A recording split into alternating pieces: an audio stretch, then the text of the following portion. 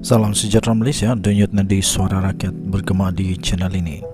Terima kasih kerana bersama-sama dalam channel ini untuk mendapatkan berita-berita dan ulasan-ulasan terbaik untuk seluruh rakyat Malaysia.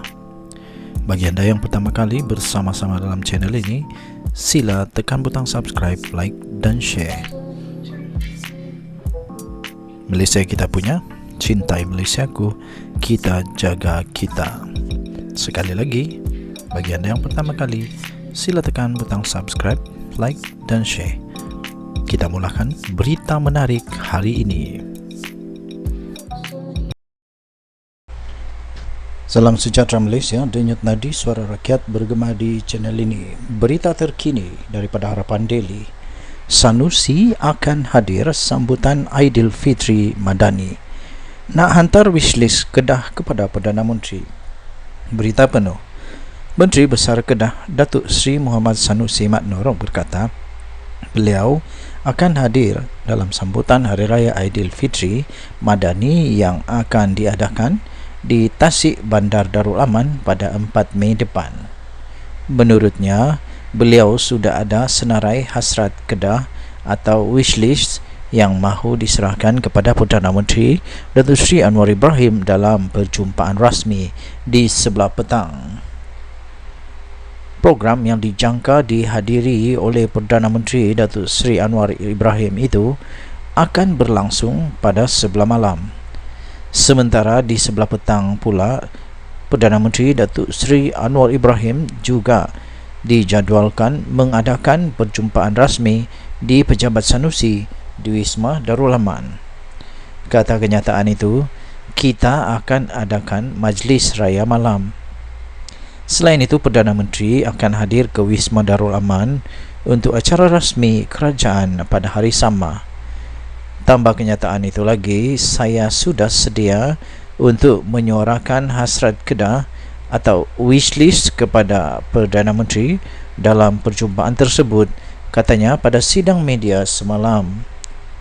Sanusi bagaimanapun enggan untuk mendedahkan senarai permohonan Kedah yang akan dibentangkan dalam pertemuan bersama dengan Perdana Menteri Datuk Seri Anwar Ibrahim.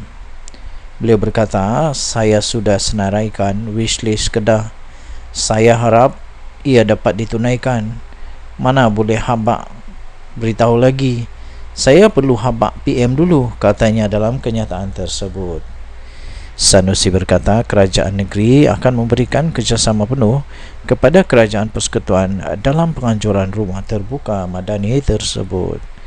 Majlis sambutan Aidilfitri Madani 2024 bersama Perdana Menteri Datuk Seri Anwar Ibrahim diadakan di 7 negeri bermula di negeri Johor, diikuti di Sabah pada 20 April, di Melaka 22 April, di Kelantan 2 Mei, di Kedah 4 Mei dan Pulau Pinang 5 Mei, dan yang terakhir berakhir di negeri Terengganu pada 9 Mei.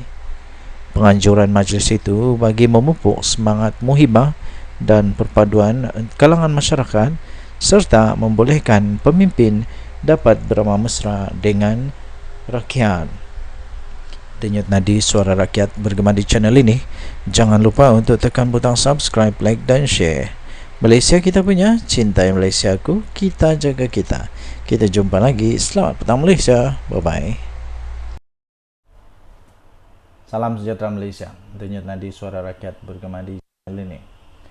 Kepada siapapun rakyat di Malaysia, sama ada kamu berpangkat tinggi, kamu menteri, sama ada kamu ni ahli perniagaan, selebriti, businessman, tambah-tambah lagi ahli politik, tambah-tambah lagi kamu pemimpin politik, menjadi public figure di negara Malaysia.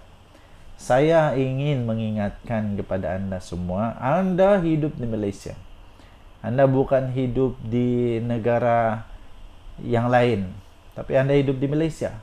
Bila anda hidup di Malaysia, ikutlah seperti orang Malaysia. Jangan hidup suka hati saja. Kita ada undang-undang di Malaysia. Kita ada perlembagaan di Malaysia. Sebab itu, bila hidup di Malaysia, salah satu daripada benda yang kita kena hormati adalah raja sebagai institusi payung kepada negara kita.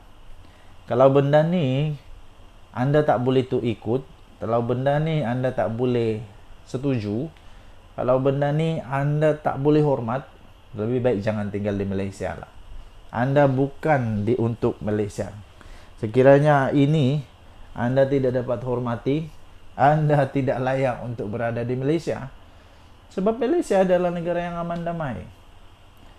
Jadi hormati raja sebagai institusi payung kepada kita. Sekiranya anda setuju dengan kata-kata pembukaan saya ini, anda boleh komen saya setuju. Daulat tuanku. Saya setuju daulat tuanku. Saya sebagai admin Twin TV, saya setuju daulat tuanku 1000 kali. 1,000,000 kali, 1,000,000,000 kali, selama-lamanya. Perbuatan tidak menadah tangan ketika bacaan doa yang dibacakan untuk Yang di-Pertuan Agong dan keluarga diraja semasa khutbah solat Jumaat adalah tindakan yang sama sekali tidak wajar. Tidak wajar untuk dilakukan. Lebih tidak wajar lagi jika perbuatan itu pula dihebahkan pula kepada umum, seolah-olah kita bangga melakukannya.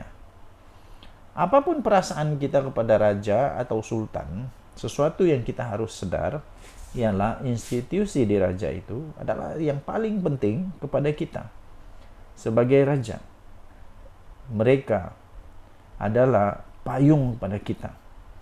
Sebagai rakyat di negara yang mengamalkan sistem raja berperlembagaan ini, kita perlu menghormati itu. Institusi diraja bukan sahaja merupakan ketua negara atau negeri, bahkan ia juga merupakan ketua dalam hal ehwal agama Islam. Mungkin orang ahli PAS ini dia lupa tentang ni. Ini ada belajar di sekolah mendengar lah. Dalam banyak perkara seperti hak istimewa orang-orang Melayu dan kedudukan Islam sebagai agama rasmi, institusi itulah pelindung dan benteng yang pertama dan terakhir. Dengan ada 9 raja-raja Melayu yang dikenali sebagai Majlis Raja-Raja, kita sepatutnya bangga kerana pelindung atau benteng yang melindungi kita itu sangat kebal dan kukuh. Selagi institusi diraja itu kekal, tidak mudah untuk sesiapa pun menggugat apa yang telah termaktub dalam Perlembagaan Negara Malaysia. Sebab itu, sebagai rakyat, kita mesti menghormati institusi diraja selagi ia kekal diletakkan sebagai payung untuk melindungi kita di dalam Perlembagaan Negara Malaysia. Sejak dulu kalau berbual-bual dengan rakyat yang sama-sama suka mengkritik, saya selalu berkata kepada mereka agar janganlah keterlaluan mengkritik raja, sebagaimana kerasnya mereka mengkritik Perdana Menteri atau menteri-menteri. Selain raja perlu dihormati atas kedudukan, raja atau sultan juga tidak boleh dijatuhkan sebagaimana Perdana Menteri atau menteri mungkin boleh jatuh dan hilang jawatan kerana kritikan yang berterusan, tapi bukan kepada raja atau sultan. Menadah tangan atau mengaminkan doa terhadap agung atau raja adalah tanda kita menghormati institusi diraja dengan berharap kepada Tuhan agar institusi itu kekal memberi kebaikan kepada kita. Dalam hal ini, selain perbuatan menadah tangan itu bukan satu kesalahan, malah juga memperlihatkan itu adalah satu sikap yang mulia kita sebagai umat Islam dengan meletakkan pengharapan terakhir kepada Tuhan Yang Maha Esa dalam melindungi kedudukan institusi diraja. Tidak menandatangan atau enggan mengaminkan doa, kemudian bangga pula menghebahkannya secara terbuka, di samping menunjukkan kebiadaban, ia juga boleh dikira menghina dan menghasut. Ia mungkin tidak menjadi kesalahan jika perbuatan itu dilakukan secara sendirian dan diam-diam. Namun menghebahkan perlakuan itu secara tidak wajar adalah perlakuan yang tidak wajar. Itu jelas memperlihatkan wujudnya ciri-ciri penghasutan. Oleh kerana laporan polis sudah pun dibuat, terselahlah kepada pihak berkuasa melakukan tindakan seterusnya. Tetapi berikutan pelakunya sendiri sudah memohon maaf atas perbuatan ini, dengan sendirinya menunjukkan beliau sedar tentang kesilapan yang telah dilakukannya. Jika yakin tindakannya itu betul, kenapa beliau tidak terus mempertahankan saja perlakuannya itu?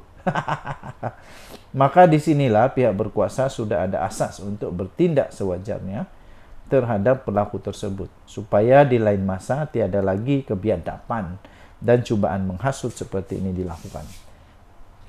Saya sudah membacakan daripada Sahbuddin Husin 15 hari bulan April 2024. Yang baru saya bacakan tadi itu daripada Sahbuddin Husin, tulisan daripada Sahbuddin Husin diterbitkan di sahbuddin.com.net, tariknya 15 April 2024. Hormati Raja sebagai institusi payung kepada kita. Denyut nadi suara rakyat bergema di channel ini. Jangan lupa tekan butang subscribe, like dan share. Malaysia kita punya, cinta Malaysia aku, kita jaga kita. Bye-bye. Salam sejahtera Malaysia, denyut nadi suara rakyat bergema di channel ini. Hampa kenal tak dengan manusia-manusia ni? Kamu kenalkah dengan manusia-manusia ini? Ini baru sebentar tadi kita terima berita daripada Harapan Daily yang amat mengejutkan. Apa tidak mengejutkan? 3 muka ini yang ditulis di dalam Harapan Daily ini, 3 muka ini diberikan julukan ikon. Why ikon? Sekali lagi ikon. Ini rasanya seluruh Malaysia kenal. Yang ini pun mungkin Malaysia kenal. Yang ini pun Malaysia kenal juga. Yang ini memang famous lah. Pernah datang Sabah, pernah hampir kena tonyo di Sabah. Memang sangat terkenal lah. Jadi dari Harapan Daily, tajuk dia yang memang lucu tapi benar. 3 ikon pemfitnah. Huyo, tahniahlah jadi ikon pemfitnah. 3 ikon pemfitnah kena panggil SKMM. Ini tajuk daripada Harapan Daily ya. Saya pun kurang pasti kenapa Harapan Daily beri tajuk ini, tapi memang padulah tajuk dia. 3 ikon pemfitnah kena panggil SKMM. Sebelum itu saya mau tanya kamu boleh komen, Anda boleh komen, tuan-tuan dan puan-puan, saudara-saudari, pakcik-makcik, semua bolehlah komen. Anda setuju tak kalau memang 3 manusia ini menjadi ikon pemfitnah? Kamu setuju tak dengan tajuk ini? 3 ikon ini digelar ikon pemfitnah. 3 ikon pemfitnah kena panggil SKMM. Baru tahu 16 April hari ini. 3 individu yang umum dikenali, famous, selebriti, yang banyak menabur fitnah, akhirnya dipanggil oleh Suruhanjaya Komunikasi dan Multimedia Malaysia SKMM untuk rakaman percakapan pada besok 17 hari bulan. Mereka yang terbabit, saya rasa kamu semua dah tahulah. Nombor 1 ialah Badrul Hisham Syaharin, dikenali sebagai Cikgu Bard. Cikgu Bard, nama dia memang padu, Cikgu Bard. Kemudian Muhammad Salim Iskandar, dan ini paling famous seluruh dunia, seluruh Malaysia famous. Kerana apa? Dulu dia kalah fitnah, terpaksa minta sedekah. Dan Wan Muhammad Azri Wan Deris. Siapa lagi kalau bukan Papa Gomo? Papa Gomo lah. Menerusi kenyataan hari ini, SKMM memaklumkan rakaman percakapan untuk Cikgu Brad dan Salim Iskandar akan dijalankan di Ibu Pejabat MCMC di Cyberjaya. Sebelum itu, saya nak tanya juga, sila tinggalkan komen. Di antara 3 manusia ini, siapa yang selalu kantoi dalam membuat fitnah? Di antara Cikgu Bad, atau Salim Iskandar, atau Papa Gomo? Antara 3 ini, siapa yang selalu kantoi? Siapa yang selalu kantoi membuat fitnah?